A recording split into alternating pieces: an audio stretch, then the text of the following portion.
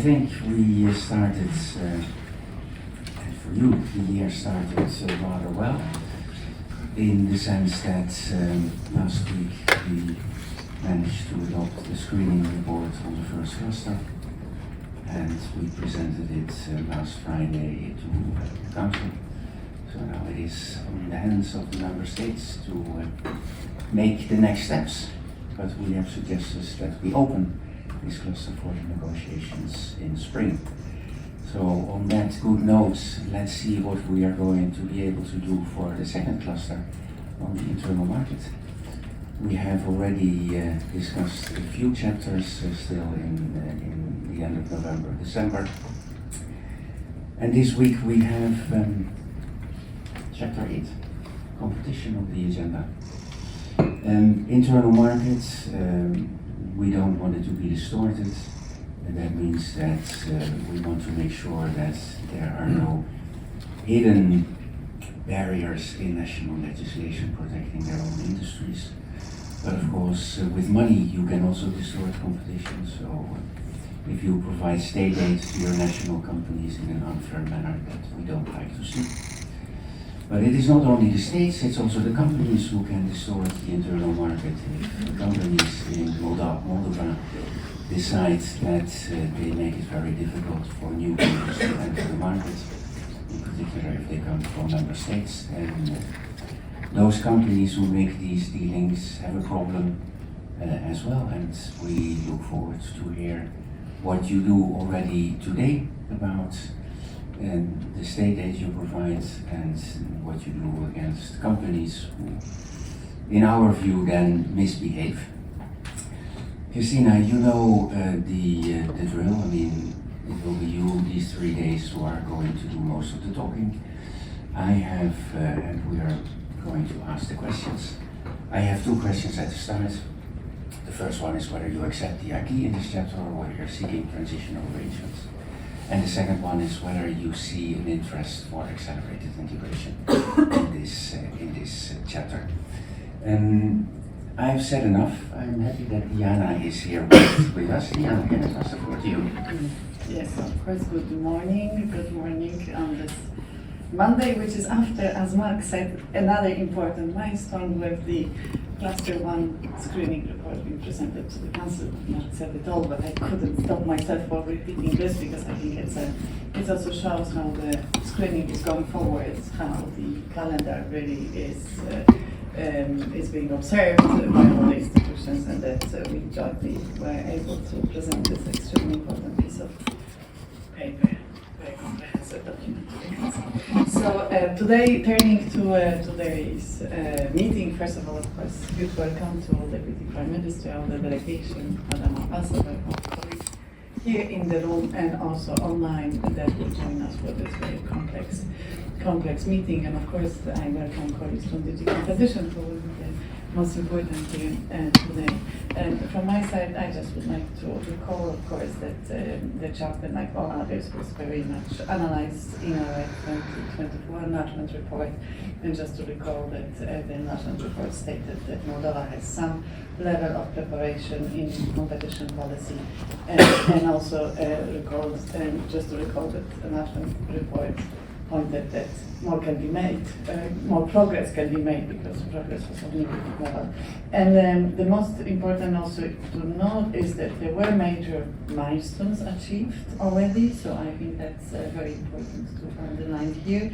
That include the amendment of the law on competition, which happened in July 2023, and also the approval of the new structure of the Competition Council, which took place in February 2024. So a lot of things have been achieved, but of course important now to look forward and see how next steps can be made and to focus on the most important issues. Just to recall again from the assessment, in particular what the Commission is recommending is that Moldova is continuing to align the legislation with the EU acquis, of course, especially in antitrust, mergers and state aid. Also to increase the transparency of state aid granted by the government and to further align state aid schemes in place with the EU acquis. Of course, here we also point that should apply to the free economic zones. In general, of course, as you know, we are very much here to help to discuss further how the steps can be made in the most efficient way and to support in case any additional administrative or needs related to knowledge or expertise will be needed.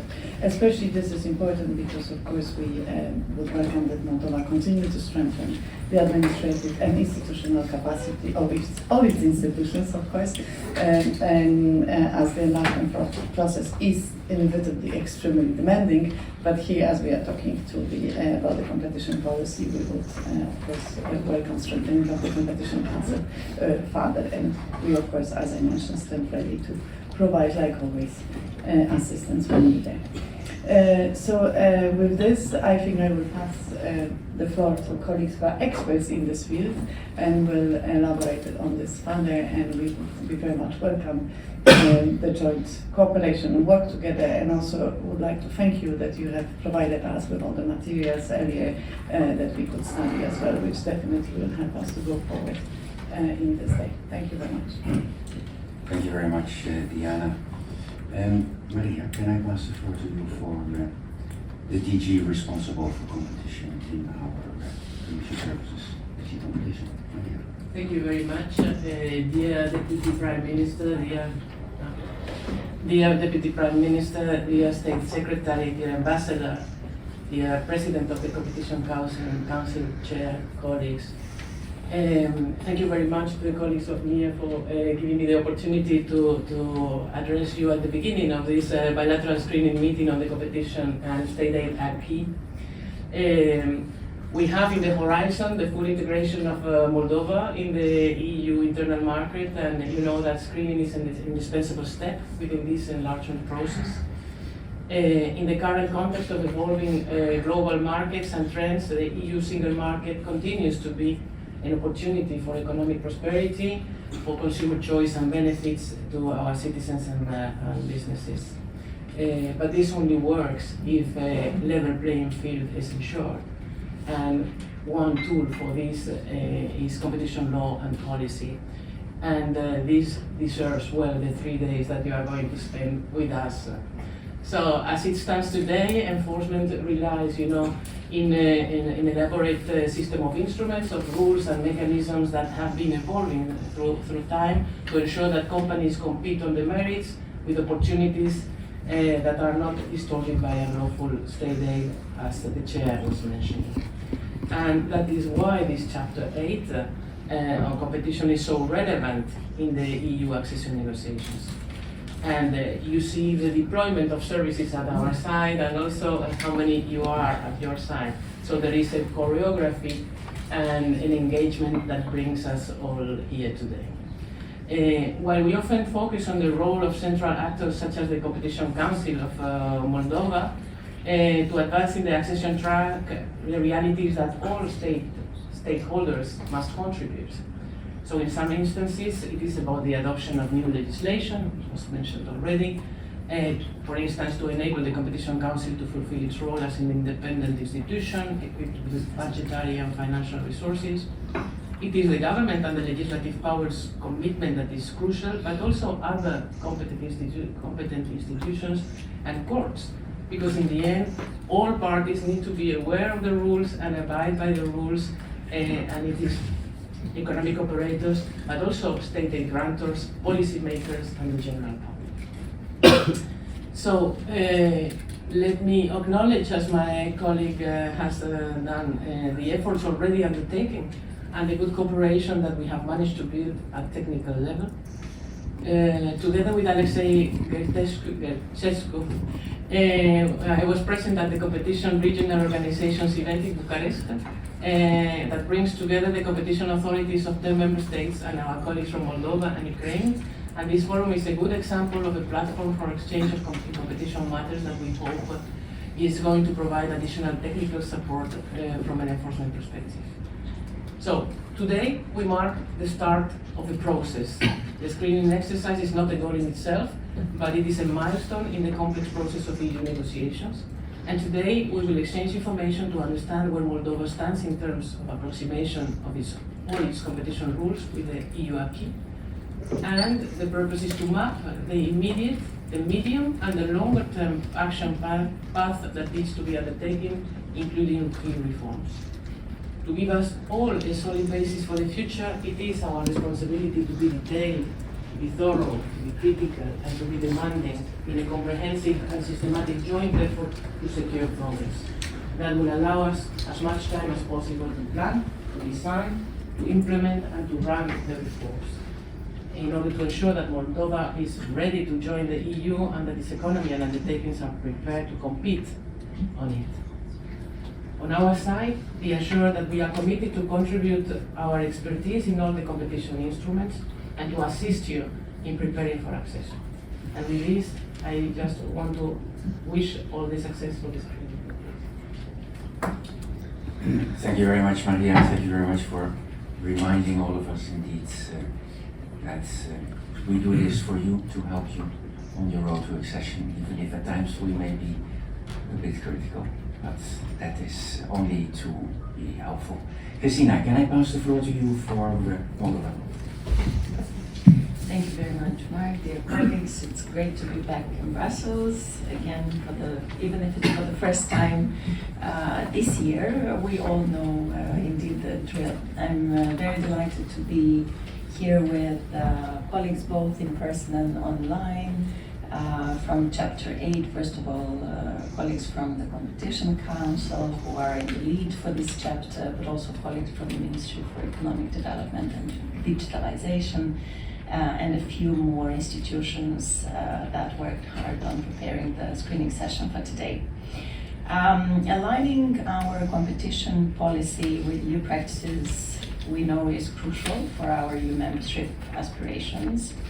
Our goal is to enhance our economic competitiveness at home, ensuring we also contribute to EU's overall global competitiveness upon joining the Union. The reforms to be undertaken as we align to the acquis reflect our commitment to the principles of the EU single market, and our goal is to establish a fair, transparent and competitive economic environment that benefits businesses, consumers and the society as a whole. So we know and we understand that we need to prepare our economy once we join the Union. Yet it is no news to anyone, especially to the European Commission that has been by our side, that our economy has been grappling with a series of unprecedented and overlapping crises for several years now. Like many other economies around the globe, ours has been hit severely by the pandemic and its aftermath effects without really a chance at recovering. We then had to absorb the economic shock of the energy crisis that started in the autumn of 2021. We still remember very vividly the effects of the record high inflation for us. Then we immediately jumped into a very different reality for the entire region, with Russia's brutal war of aggression against Ukraine that started only a few months later, that has led to an unprecedented influx of refugees, has disrupted supply chains for us as well, turned potential foreign investors reluctant, and led to the loss of export markets in important areas of our economy at the time. While the government, in partnership with the EU partners, has been pursuing during the last years an agenda of bold economic reforms aimed at accelerating our economic growth, strengthened competitiveness and resilience, we continue to face external threats to our economy. We will have to deal with what we expect to be difficult structural changes to our economy. These will be caused by the rise in prices for electricity as a result of yet another externally induced energy crisis, which began a few weeks ago. Since Russia halted its gas deliveries to the Transnistrian region on January 1st, we can no longer source significantly cheaper electricity than what we see available on international markets. While the situation still unfolds and impact is to be fully seen, we already anticipate the need for use of state aid to strategic sectors of our economy in the short and medium term, as we help companies adapt to the externally generated shocks, and we help them first recover, then consolidate. And finally, strengthen their competitiveness. To what extent we have to rely on this policy tool remains to be seen, but we count on your support and understanding of this unprecedented context in a candidate country.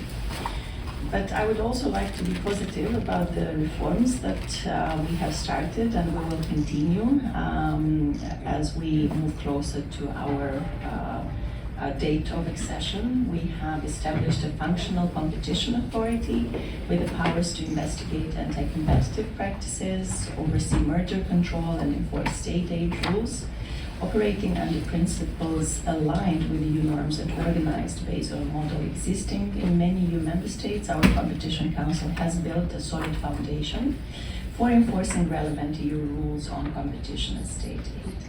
Key legislation, including the law on competition and the law on state aid alongside supporting secondary legislation, already reflects key provisions of the EU acquis. The existing enforcement track record also demonstrates progress with a number of important completed investigations addressing cartels, abuses of dominance, and impactful mergers. Greater transparency of state interventions in the economy has been enhanced through the creation and operation of the National State Aid Registry. Colleagues will talk later today, a key tool for monitoring state aid measures.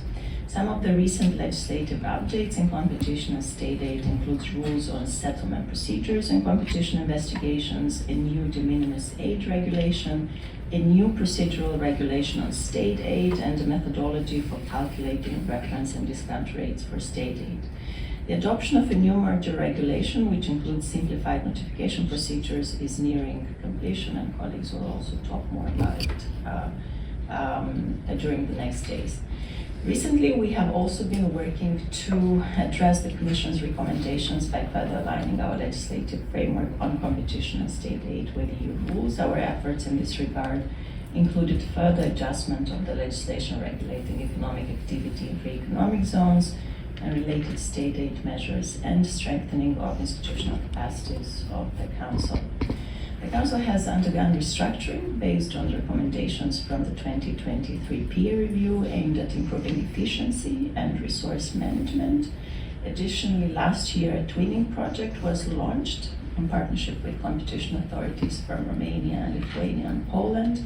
It will provide Moldova with expertise and support to further improve institutional efficiency, align enforcement practices with EU standards, and strengthen its capacity in competition and state aid control.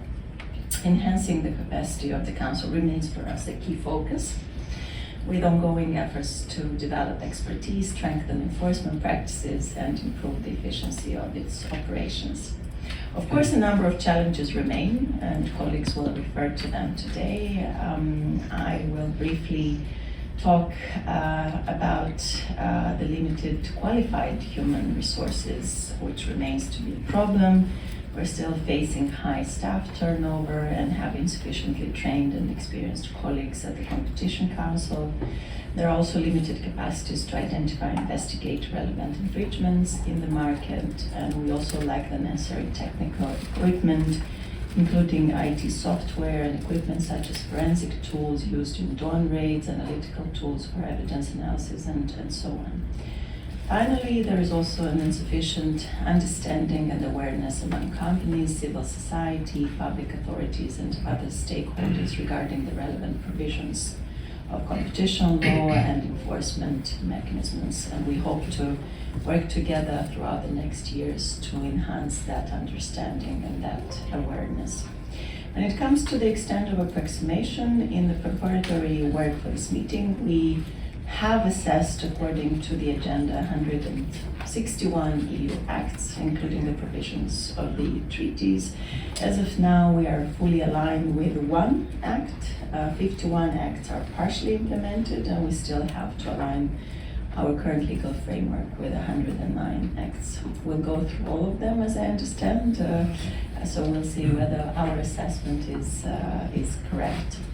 While we are committed to adopting the acquis and applying the EU competition and state aid rules, It is not excluded that by the end of our 3 days together, we will seek transitional arrangements in certain areas given the context I described earlier. A detailed position outlining all the transitional periods, should they be requested, will be submitted as part of Moldova's formal negotiation position for this chapter. When it comes to future plans, if we look ahead, we'll continue this year with revisions to the competition and state aid laws, along with updates to secondary regulations. The institutional development of the Council remains, as I said, a key priority. We'll focus on strengthening administrative capacity so that our colleagues are able to address complex competition and state aid matters. Efforts are also going to be made to refine enforcement processes, adopt tools such as an electronic document management system and forensic technologies, and enhance transparency in decision making. Targeted training programs will be implemented to improve staff expertise and promote a better understanding of competition and state aid rules, as I have mentioned. Modernizing the state aid registry, as we will see later, will remain a key to our plans to improve the monitoring and reporting of state aid measures, including de minimis aid. Our aim is to ensure compliance with state aid rules and increase accountability in granting various support measures. When it comes to accelerated integration work, we kindly seek the following, and the list will be short this time, not like for other chapters.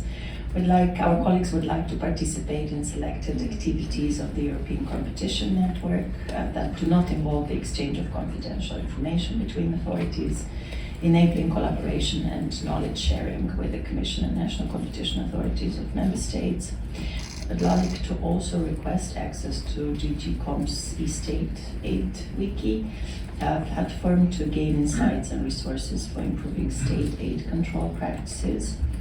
And also would like to seek participation in advisory bodies such as the Digital Markets Advisory Committee and the Foreign Subsidies Advisory Committee to strengthen Moldova's alignment with EU practices and enhance our understanding of specific competition policy issues.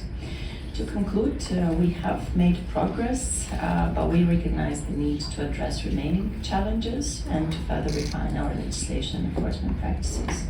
We're committed to aligning our competition rules with the EU acquis, and we're trustful that this week's screening session will provide an excellent opportunity to discuss the remaining gaps and map out the way forward for all of us. Thank you.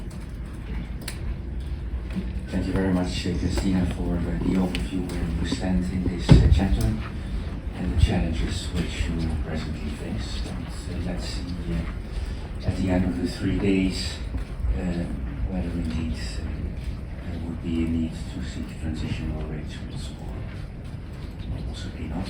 We've taken note of your request for accelerated integration, and I'm sure Maria and colleagues will carefully study them, and we will come back to you at the appropriate moment on that. I think it's time to dive into the detail. Christina, can I pass the floor back to you for the first presentation on the general framework, both legal and institutional? Thank you. To kickstart the meeting, but also with many other presentations to come.